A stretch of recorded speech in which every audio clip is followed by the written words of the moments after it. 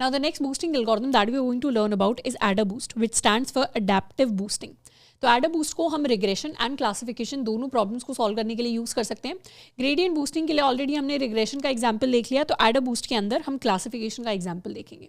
अब AdaBoost कैसे work करता है, हमने जो इनिशियली बात की थी कि बूस्टिंग के अंदर हम क्या करते हैं, सैम्पल्स को या हम मॉडल्स को कुछ ना कुछ वेट असाइन कर देते हैं. बेसिकली हम सैम्पल्स को वेट असाइन करते हैं और जो भी हमारे इनकरेक्ट सैम्पल्स होते हैं उनको हम और हैवी वेट के साथ नेक्स्ट सीक्वेंशली नेक्स्ट मॉडल को फीड करते हैं. वही सेम स्ट्रैटेजी AdaBoost के अंदर यूज़ होती है. And AdaBoost basically works on the technique कि बचपन में जब हम कभी स्कूल के अंदर जाते थे तो किसी चैप्टर के हमें क्वेश्चंस याद करने होते थे. मतलब बचपन के अंदर जब छोटी क्लास में हम चैप्टर्स पढ़ते थे, जो जनरली लास्ट वाले जो क्वेश्चंस होते थे, एक्सरसाइजेज होती थी, वो हम क्वेश्चन आंसर्स मेमोराइज कर रहे होते थे. तो लेट्स सपोज हमारे एक टीचर है जो हमसे वो क्वेश्चंस पूछ रही है एंड कुछ ऐसे क्वेश्चंस हैं जो हमें अच्छे से याद नहीं हुए, तो हम वो बार बार गलत दे रहे हैं. तो टीचर क्या कर रही है, सेकेंड टाइम जब हमसे पूछ रही है क्वेश्चंस, तो जो क्वेश्चंस को हमने फर्स्ट टाइम गलत किया था उन्हीं के ऊपर ज़्यादा फोकस करके पूछ रही है. मतलब वही क्वेश्चंस वो ज़्यादा पूछ रही हैं ताकि जो चीज़ें हमने अच्छे से मेमोराइज नहीं की थी, जो पैटर्न्स हमने अच्छे से आइडेंटिफाई नहीं किए थे, उनके ऊपर हम और ज़्यादा प्रैक्टिस करें ताकि टीचर इंश्योर कर सके कि हमने उन चीज़ों को सीख लिया जिनके ऊपर हमने मिस्टेक की थी. उसी तरीके का लॉजिक हमारी AdaBoost एल्गोरिथम फॉलो करती है. तो AdaBoost के लिए एक बाइनरी क्लासिफिकेशन का एग्जाम्पल लेते हैं. Let's suppose this is our example for binary classification. तो इसके अंदर हमारे पास ईमेल स्पैम डिटेक्शन का एग्जाम्पल है, जिसके अंदर हमारे पास ईमेल की लेंथ है, उसके अंदर कितने नंबर ऑफ लिंक्स हैं and is the email spam और नॉट. जनरली जिन ईमेल्स के अंदर नंबर ऑफ लिंक्स ज़्यादा होते हैं, ईमेल लेंथ बड़ी होती है, जनरली वो ईमेल स्पैम होती है. तो ये डेटा है जो हमारे पास गिवन है. इस डेटा के अंदर बाइनरी क्लासिफिकेशन फॉलो हो रहा है, तो येस को हम 1 कह सकते हैं, नो को हम 0 कह सकते हैं. तो AdaBoost का जो इनिशियल स्टेप होता है, यानी जो फर्स्ट स्टेप होता है, इनफैक्ट इसको कहेंगे 0th स्टेप होता है, इनिशियल स्टेप होता है, that is to assign weight to all the samples. हम क्या करते हैं, इनिशियली सारे के सारे सैम्पल्स को एक वेट असाइन करते हैं और ये जो वेट होता है this basically represents the importance of the sample. मतलब हर एक सैम्पल की क्या इंपॉर्टेंस होनी चाहिए ट्रेनिंग के टाइम पर फॉर द मॉडल. मॉडल कौन से सैम्पल को कितनी इंपॉर्टेंस दे वो उसका वेट डिसाइड करेगा. जिस सैम्पल का वेट ज़्यादा होगा उसको ज़्यादा इंपॉर्टेंस दी जाएगी, जिस सैम्पल का वेट कम होगा उसको कम इंपॉर्टेंस दी जाएगी. अब when we are starting with AdaBoost, यानी जब हम फर्स्ट टाइम ट्रेनिंग कर रहे हैं, तो definitely all the samples are going to be equally important. सारे सैम्पल्स की इक्वल इंपॉर्टेंस है. तो हम कहते हैं कि इनिशियल जो वेट हम देंगे, इनिशियल वेट जो हम असाइन करते हैं, इसको WI कह देते हैं, for the ith sample. Total let's suppose हमारे पास n सैम्पल्स हैं, ऐसे यहाँ लिख लेते हैं. टोटल लेट्स सपोज हमारे पास n सैम्पल्स हैं एंड यहाँ पर हमारे इस डेटा के अंदर this is my x1, this is my x2 and this is my y. तो हमारे पास टोटल n सैम्पल्स हैं. तो इनिशियली जो हम वेट असाइन करते हैं yi, that is equal to 1/n. अगर हमारे पास n सैम्पल्स हैं तो this weight is equal to 1/n. क्यों? क्योंकि सारे सैम्पल्स की इक्वल इंपॉर्टेंस है. हमें इंश्योर करना होता है that the sum of all the weights for i is equal to 1 to n is always equal to 1. सारे सैम्पल्स का जो वेट है इक्वली वो 1 के इक्वल होना चाहिए. तो इनिशियली हम सबको 1/n इंपॉर्टेंस असाइन करते हैं. तो शुरुआत में हमारे जो WI की वैल्यू है, क्योंकि हमारे पास n की वैल्यू 6 है, हमारे पास 1 2 3 4 5 6 सैम्पल्स हैं, तो इनिशियली सबका वेट क्या हो जाएगा, इनिशियली सबका वेट हो जाएगा 1/6. ये भी 1/6, ये भी 1/6, ये भी 1/6. इनिशियली सारे सैम्पल्स की इक्वल इंपॉर्टेंस है. उसके बाद we start with the algorithm. हम एल्गोरिथम की शुरुआत करते हैं एक वीक लर्नर के साथ. हम एल्गोरिथम की शुरुआत करते हैं किसी एक वीक लर्नर के साथ. अब ये weak learner is very similar to जैसे ग्रेडियंट बूस्टिंग के अंदर हमने एक वीक लर्नर के साथ शुरुआत की थी. वहाँ पर क्लासिफिकेशन में क्या करते थे, हम लॉग ऑड्स कैलकुलेट करते थे. यहाँ पर क्लासिफिकेशन के अंदर हम रैंडम गेसिंग या फिर मेजॉरिटी नहीं देखेंगे. यहाँ पर क्या करेंगे, हम एक वीक लर्नर के केस में जनरली एक डिसीजन ट्री स्टम्प को यूज़ करते हैं. जनरली मेजॉरिटी केसेस में जो वीक लर्नर के साथ जिसके साथ शुरुआत की जाती है that is called a decision tree stump. Now what is a decision stump? Decision tree stump is basically a decision tree with single split. एक ऐसा decision tree जिसके अंदर एक single split है on a single feature. And what will it look like? It will look something like this. इसके अंदर एक ही हमारा root node होगा and एक ही left child होगा and एक ही हमारे पास हमारा राइट चाइल्ड होगा. तो इस तरीके का जो डिसीजन ट्री होता है जिसमें दो ही लेवल्स हैं, एक रूट लेवल है, एक हमारा लीफ लेवल है, दो ही लेवल्स हैं, इसको हम कहते हैं डिसीजन ट्री स्टंप। और इस स्टंप के अंदर सिर्फ एक सिंगल फीचर के बेसिस पर हम येस या नो कैटेगरीज को प्रिडिक्ट करेंगे। लेट्स सपोज हमारा जो फीचर है, हम बेस्ट स्प्लिट फाइंड आउट करने की कोशिश करते हैं, बेस्ट फीचर स्प्लिट, जैसे डिसीजन ट्री के अंदर हमने डिस्कस किया था। तो यहाँ पर लेट्स सपोज हमारा जो बेस्ट डिसीजन ट्री स्प्लिट आता है that is on the basis of the number of links. Let's suppose number of links की वैल्यू अगर लेस देन इक्वल टू 2 है तो उस केस में हम नो लिखेंगे, और ग्रेटर देन 2 है तो उस केस में हम येस लिखेंगे। तो लेस देन इक्वल टू 2 वाला केस देख लेते हैं, यहाँ पर नो है, यहाँ पर येस है, यहाँ पर नो है, एंड यहाँ पर भी नो है। तो we get 3 noes and 1 yes. तो इनिशियली हमारे पास 3 नो है, 3 येस है, तो हमें क्या मिले, यहाँ पर 3 नो मिले, 1 येस मिला। एंड सिमिलरली ये वाले केसेस देखें ग्रेटर देन 2 वाले, तो यहाँ पर हमें 0 नो एंड 2 येस मिले। तो ये हमारा डिसीजन ट्री स्टंप क्रिएट हो गया। शुरुआत हम करते हैं ऐसे ही एक वीक लर्नर के साथ। नाउ डिसीजन ट्री वैसे तो बहुत प्रिसाइज प्रेडिक्शंस देता है, पर यहाँ पर उतना कोई प्रिसाइज प्रेडिक्शन नहीं है, बहुत वीक लर्नर हमने यूज़ किया है। तो हम क्या करते हैं, इसके साथ शुरुआत करते हैं। अब जब हम इस डिसीजन ट्री को यूज़ करेंगे टू मेक सम प्रेडिक्शंस, तो उस केस में क्या होगा, उस केस में कुछ हमारे सैंपल्स ऐसे आएंगे जिनके लिए इनकरेक्ट प्रेडिक्शंस होंगी। जैसे let's take an example of sample 2। Sample 2 के लिए देखते हैं, सैंपल 2 के लिए जब हम चेक करेंगे तो number of links less than equal to 2 है, yes 0 is less than equal to 2, तो हम लेफ्ट जाएंगे और हमारे लिए प्रेडिक्शन होगी नो, तो यहाँ पर भी नो है, तो हमारे लिए करेक्ट प्रेडिक्शन हुई। पर सैंपल 3 के लिए अगर हम देखें तो सैंपल 3 के अंदर 2 है मतलब लेस देन इक्वल टू 2, हम लेफ्ट में जाएंगे, प्रेडिक्शन होगी नो, लेकिन एक्चुअलिटी में क्या है, एक्चुअलिटी तो में तो येस है, मतलब ये क्या हो गया, ये एरर हो गया। तो हमारा थर्ड स्टेप होता है to calculate the weighted errors. जितने भी सैंपल्स के लिए गलत प्रेडिक्शन हुई है उन सब के लिए हम क्या करते हैं, उनका वेटेड एरर कैलकुलेट करते हैं, या इसको थर्ड स्टेप कह सकते हैं, इसको सेकंड स्टेप कह सकते हैं, that is to calculate weighted errors, या फिर इसको हम कहते हैं अपना टोटल एरर। इसको टोटल एरर वैल्यू भी कह सकते हैं। तो टोटल एरर क्या होता है, total error is basically E is equal to summation of I is equal to 1 to n RWI into 1। Basically एक सैंपल जो गलत है उसके लिए कितना एरर काउंट होगा, उसके वेट जितना। मतलब अगर कोई सैंपल गलत है तो जितना उसका वेट है, जितनी उसकी इंपॉर्टेंस है, उतना ही हम कहेंगे कि उसके अंदर एरर आए इफ दैट इज मिसक्लासिफाइड। जैसे यहाँ पर अगर ये सैंपल 3 है जिसके लिए हम गलत प्रेडिक्शन करेंगे, तो इसका वेट क्या है, इसका वेट हो जाएगा 1/6।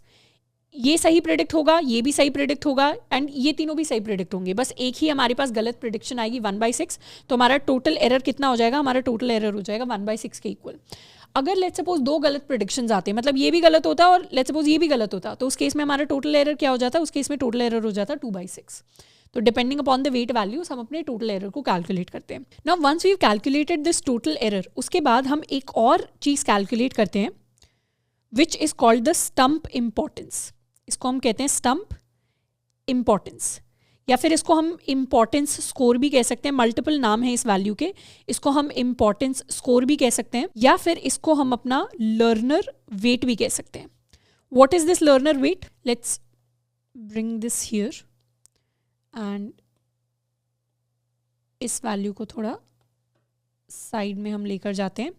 Now what is this learner weight, this learner weight is basically called alpha. इसको हम अल्फा से डिनोट करते हैं, and this is equal to 1/2 natural log of E upon 1 - E, and this is equal to 1/2 natural log of 1 - E upon E। मतलब ये जो हमारा total error होता है इसको हम कैलकुलेट करते हैं as half of the natural log of 1 - E upon E। तो इस फॉर्मूले को अप्लाई करके what do we calculate, we calculate the importance score which is the importance of the learner, importance of the model. Boosting के अंदर हम क्या करते हैं, सीक्वेंशियली बहुत सारे मॉडल यूज करते हैं। ये हमारा मॉडल 1 है, ये हमारा मॉडल 2 है, मॉडल 3 है, मॉडल 4 है, मल्टीपल मॉडल यूज करते हैं। तो हर एक मॉडल के लिए उसका इंपॉर्टेंस स्कोर कैलकुलेट होता है। मॉडल 1 के लिए अल्फा 1 कैलकुलेट होगा, मॉडल 2 के लिए अल्फा 2 कैलकुलेट होगा, मॉडल 3 के लिए अल्फा 3 कैलकुलेट होगा, इसके लिए अल्फा 4 कैलकुलेट होगा। तो इस तरीके से जितने हम मॉडल यूज करेंगे, अगर हम 100 मॉडल यूज करें तो 100 अल्फाज हमारे लिए कैलकुलेट होंगे। सिमिलरली अगर 100 मॉडल यूज करें तो 100 टोटल एरर्स भी हमारे लिए कैलकुलेट होंगे। तो मॉडल 1 के लिए ये एप्सिलॉन 1 हो जाएगा, इसको हम एप्सिलॉन सिंबल कहते हैं, एप्सिलॉन सिंबल कहते हैं इसको मैथ के अंदर। तो ये हमारा एप्सिलॉन 1 हो जाएगा मॉडल 1 के लिए। तो सिमिलरली यहाँ पर मॉडल 1 के लिए हम एप्सिलॉन 1 के हिसाब से अपने अल्फा 1 की वैल्यू को कैलकुलेट करेंगे।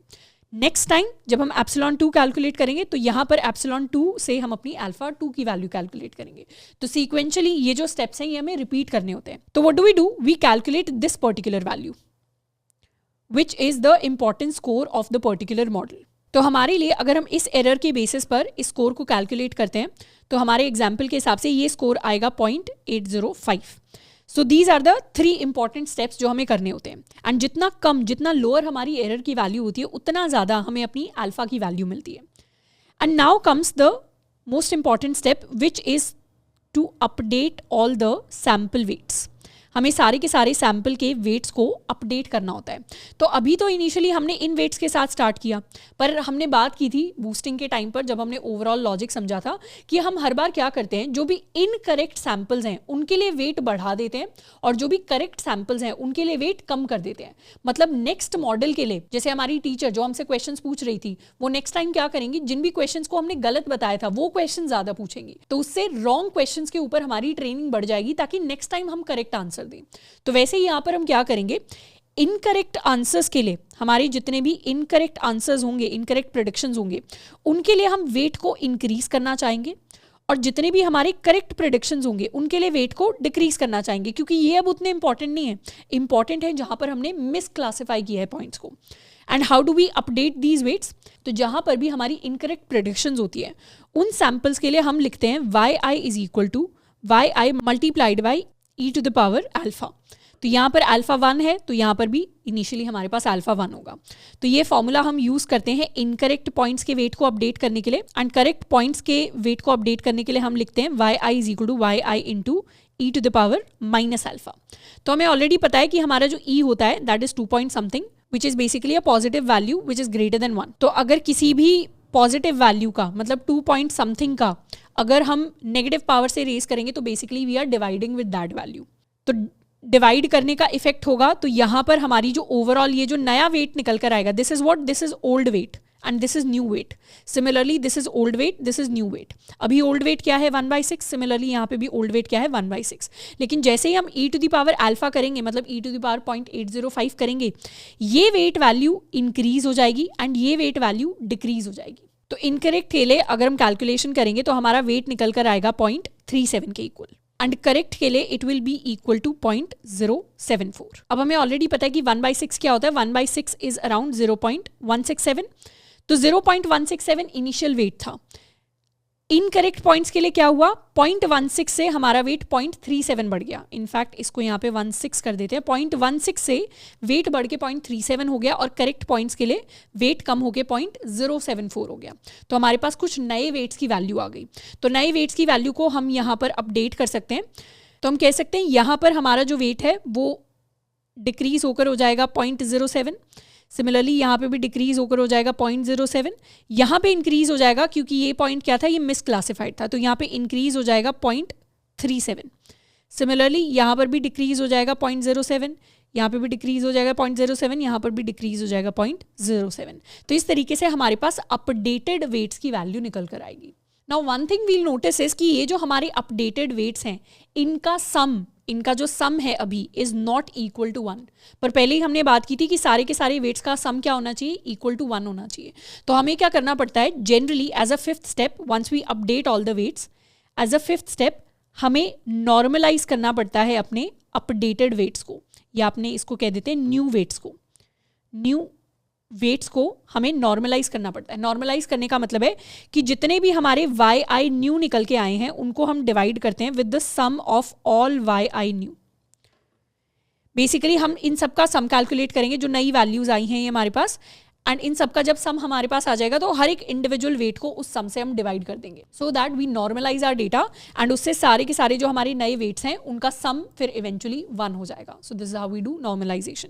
तो 5th स्टेप होता है कि हम नॉर्मलाइज करते हैं नए वेट्स को, and 6th step basically is to repeat this entire process for a new weak learner. हम एक नया वीक लर्नर लेंगे, जनरली डिसीजन ट्री ही लेंगे, एंड उसके लिए इस पूरे प्रोसेस को रिपीट करते हैं विद वेटेड डेटा, इस बार हमारे पास वेटेड डेटा आ जाएगा। इस बार ओरिजिनल वेट्स नहीं होंगे, मतलब सारे डेटा का सेम वेट नहीं होगा, इस बार हमारे पास हर डेटा का डिफरेंट वेट हो जाएगा। तो अब जो नेक्स्ट लर्निंग मॉडल है, जो नेक्स्ट हमारा वीक लर्नर है, उसे देखेगा कि अच्छा मुझे ज़्यादा इंपॉर्टेंस किसको देनी है, मुझे ज़्यादा इंपॉर्टेंस उसको देनी है जहाँ पर पिछली बार मिस क्लासिफाइड डेटा हमारे पास हुआ था, जहाँ पर मिस क्लासिफिकेशंस या इनकरेक्ट प्रेडिक्शंस हुए थे। और ज़्यादा इंपॉर्टेंस कैसी दी जाएगी, बेसिकली ये वेट वैल्यूज़ हैं। हमने ऑलरेडी पढ़ा है कि जहाँ पे न्यूमेरिकल वैल्यू ज़्यादा होती है उसको ज़्यादा इंपॉर्टेंस देता है हमारा मॉडल। तो इवेंचुअली हमारी जो वेट वैल्यूज़ हैं, इनकरेक्ट डेटा के लिए न्यूमेरिकल वैल्यू बड़ी है तो यहाँ ज़्यादा इंपॉर्टेंस दे दी जाएगी। So let's summarize it. अभी तक हमने क्या बात की, हम शुरुआत करते हैं इक्वल वेट्स के साथ, उसके बाद हम एक बहुत ही weak learner decision tree stump के साथ स्टार्ट करते हैं and we calculate the weighted error. Weighted error से हम अपना इंपॉर्टेंस स्कोर निकालते हैं फॉर द फर्स्ट लर्नर। फिर हम अपने सैम्पल वेट्स को अपडेट करते हैं। इनकरेक्ट प्रेडिक्शंस के लिए वेट इंक्रीज होगा और करेक्ट प्रेडिक्शंस के लिए वेट डिक्रीज होगा। उसके बाद we normalize the new weights and finally we repeat this entire process for a new learner. Weights normalize हो गए, नए वेट आ गए, अब नेक्स्ट लर्नर को उसी डेटा के नए वेट्स पर हम ट्रेन करेंगे। एंड फाइनली हमें प्रेडिक्शन कैसे मिलती है, ये तो हो गया कि हमने क्या किया, एक अपना डिसीजन ट्री स्टम्प लिया इनिशियली, उससे हमने कुछ प्रेडिक्शंस किए। अभी हमारी वेट की वैल्यू क्या है, अभी हमारी वेट की वैल्यू yi की वैल्यू इक्वल है, दिस इज इक्वल, या इसको हम कह सकते हैं 1/n के इक्वल है। उसके बाद हमारे पास कुछ न्यू वेट वैल्यूज आए, उससे हमने अपने वीक लर्नर 1 को ट्रेन किया। फिर कुछ वेट्स हमने अपडेट किए, न्यू वेट आया है, उससे हमने अपने वीक लर्नर 2 को ट्रेन किया एंड इस तरीके से हम अपने लर्नर्स को सीक्वेंशियली ट्रेन करते चले गए। पर फाइनल आउटपुट हमारे पास कैसे आता है, तो फाइनल आउटपुट का जो स्टेप है that is important. How do we get the final output? We basically get the final output, इसको कह देते हैं final output, by using weighted voting for final classifier.